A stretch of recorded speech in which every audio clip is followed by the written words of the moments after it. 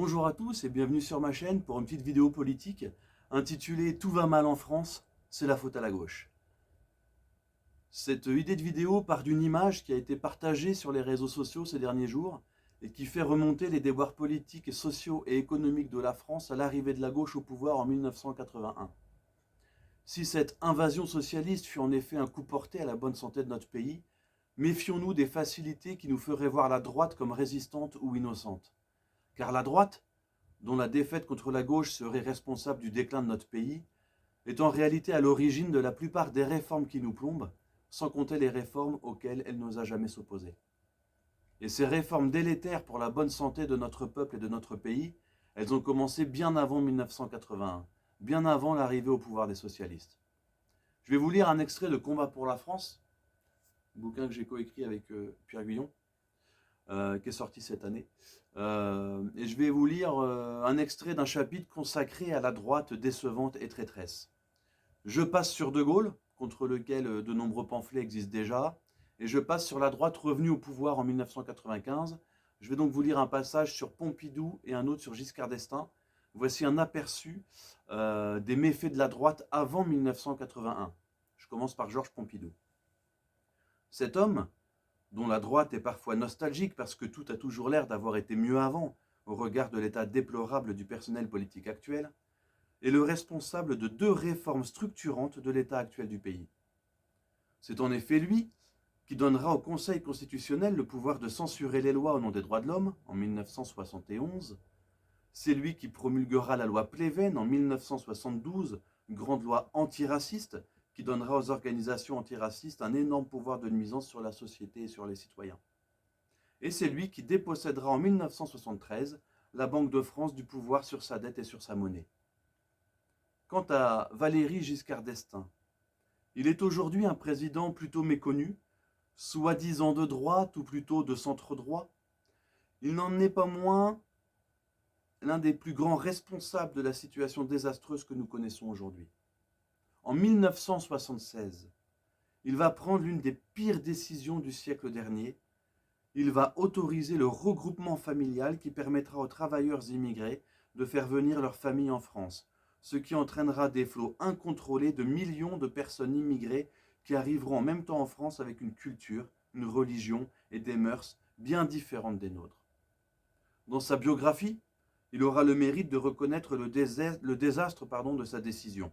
Il confessera, je cite, « L'idée a été mal appliquée et j'ai eu le tort de ne pas plus surveiller l'application. J'en ai donc la responsabilité. Nous visions le noyau familial tel que nous le connaissons et nous avons vu arriver des noyaux familiaux totalement différents. » Fin de citation. Ces propos, on a toutefois du mal à les prendre au sérieux quand on sait qu'en parallèle, il promulgua en 1975 la loi Veil légalisant l'assassinat des enfants dans le ventre de leur mère et autorisa la même année le divorce par consentement mutuel. Ça fait beaucoup d'attaques contre la société traditionnelle pour être un coup de malchance. L'ancien président a beau simuler quelques remords, le mal est fait et Valéry Giscard d'Estaing restera comme l'un des plus grands traîtres de notre histoire. Comment croire à de la naïveté? Le bouleversement de la France a été lancé et il s'amplifie à toute vitesse. Voilà. Court extrait que je vous lis, mais il me semblait intéressant de se pencher sur ce qu'a pu faire la droite avant 81. Et je note que la droite, depuis 95, jusqu'à ce qu'elle perde le pouvoir en 2012, n'a pas fait beaucoup mieux. Elle a même aggravé la situation en ne revenant pas sur les réformes structurelles nauséabondes de la droite et de la gauche. Alors pourquoi cette courte vidéo? Tout simplement, alors pas pour se morfondre, pas pour se plaindre, pas pour se dire mince, ils sont tous pourris, on peut rien faire. Justement, le but c'est d'être une petite piqûre de rappel contre la naïveté, contre les tentatives de certains tous les 5 ans de nous faire croire que la droite c'est bien et que la gauche c'est moche. Ils nous imposent cette vision pour se disculper de tout ce que la droite peut faire de mauvais et peut encore faire de mauvais, car la droite, lorsqu'elle est appelée à s'exprimer, que ce soit dans les médias ou à diverses élections ou au sein même des institutions de notre pays, eh bien cette droite déverse soit un torrent d'eau tiède, soit carrément un torrent de poison. Donc il faut que nous, les hommes droits, nous restions cet aiguillon politique attaché aux valeurs qui ont fait le peuple français, qui ont fait la nation française, qui ont fait leur vigueur. Et cet aiguillon, nous devons le rester en restant sourds aux sirènes du politiquement correct, de la dédiabolisation et d'une place éligible sur telle ou telle liste. Donc voilà, la gauche fut une catastrophe pour la France, que ce soit François Mitterrand, que ce soit François Hollande ou que ce soit Emmanuel Macron. Mais la droite ne fut pas bonne non plus. D'ailleurs, c'est bien simple, le cours des choses ne change pas.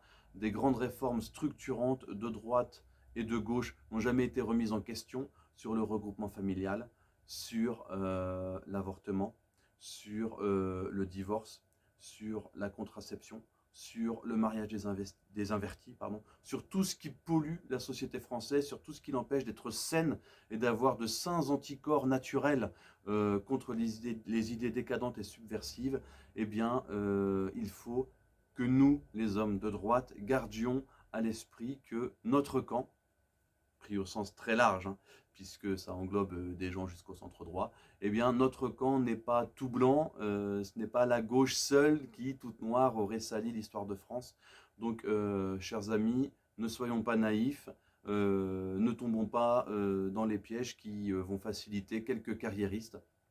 Il faut savoir dire quand la gauche est censée le faire, fait des conneries.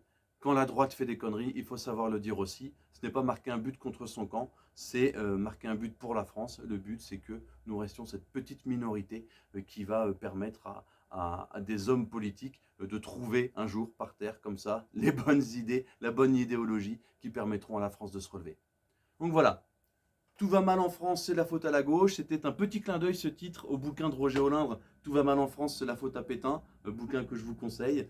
Et puis, je vous souhaite une excellente soirée et à très bientôt pour d'autres vidéos. Salut!